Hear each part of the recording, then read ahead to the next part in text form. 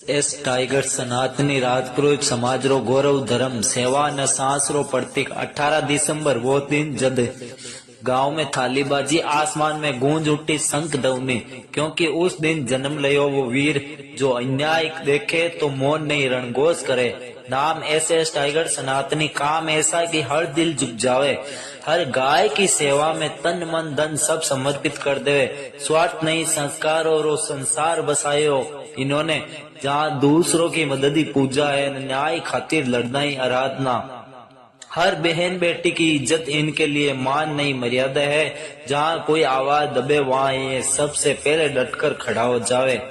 राजपुरोहित समाज रो ये वो फूल है जिनकी खुशबू सिर्फ गांव नहीं पूरे राजस्थान में फैल रही है।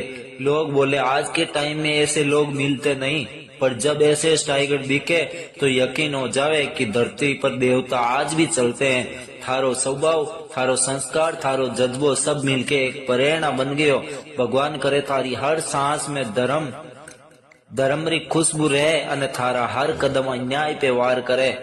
लेखक राजस्थानी कवि शक्ति सिंह मेड़तिया।